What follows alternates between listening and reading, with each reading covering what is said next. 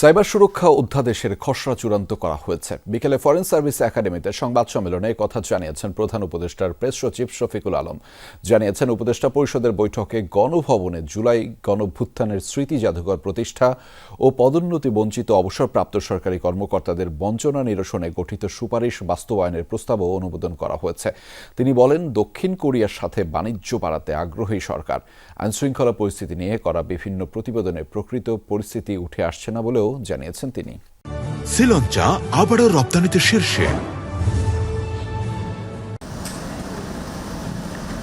প্রধান উপদেষ্টা ডক্টর মোহাম্মদ ইউনূসের সভাপতিত্বে তার কার্যালয়ে উপদেষ্টা পরিষদের বৈঠকে আলোচনা হয় সাইবার সুরক্ষা অধ্যাদেশের বিষয়। অধ্যাদেশের খসড়ায় দেয়া হয়েছে চূড়ান্ত অনুমোদন। এছাড়া গণভবনে জুলাই গণ অভ্যুত্থান স্মৃতি জাদুঘর প্রতিষ্ঠা ও পদোন্নতি বঞ্চিত অবসরপ্রাপ্ত সরকারি কর্মকর্তাদের বঞ্চনা নিরসনে গঠিত সুপারিশ বাস্তবায়নের প্রস্তাবও অনুমোদন করা হয়েছে।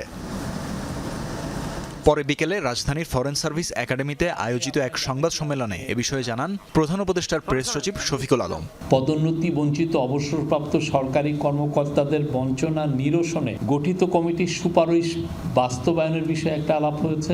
এককালীন আনুমানিক 42 কোটি টাকা এবং পরবর্তীতে পেনশন বাবদ আনুমানিক বার্ষিক অতিরিক্ত 13 কোটি টাকা বরাদ্দ করার কথা বলা হয়েছে। সাইবার সুরক্ষা অধ্যাদেশ 2024-এর খসড়া চূড়ান্ত অনুমোদিত হয়েছে। গণভবনে জুলাই গণ অভ্যুত্থান স্মৃতি জাদুঘর এটার প্রতিষ্ঠার বিষয়ে আবার ক্যাবিনেটে এটা একটা ফাইনাল ডিসিশন এসছে।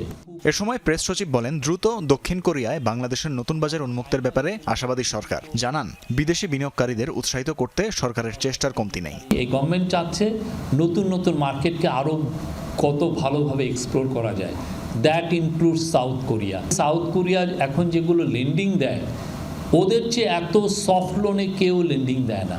বর্তমান আইন শৃঙ্খলা পরিস্থিতি নিয়ে করা কিছু প্রতিবেদনে ভুল তথ্য উপস্থাপিত হচ্ছে বলে দাবি করেন প্রেস সচিব। বলেন, প্রতি মাসে হওয়া খুনের মামলার অনেকগুলোর ঘটনাই পুরানো। 2015 সালে মার্ডার হয়েছে, ভয়ে ওনারা মার্ডার কেসটা দিতেই পারেন নাই। সেই মার্ডার কেসও এখন আমরা দেখছি যে 2-1 করছেন, কিন্তু এটার মানে এই না যে ওই মার্ডারটা সেই মাসেই হয়েছে। আপনি একটু দেখেন যে আপনার স্ট্যাটিস্টিক্সটা ঠিক আছে কিনা। এ সময় শেখ হাসিনার বিচার নিশ্চিতে সরকার অগ্রাধিকার ভিত্তিতে কাজ করছে বলেও জানান প্রেস সচিব। খুবই টপ প্রায়োরিটিতে এটা। তানভীর মৌসুম, যমুনা নিউজ, ঢাকা।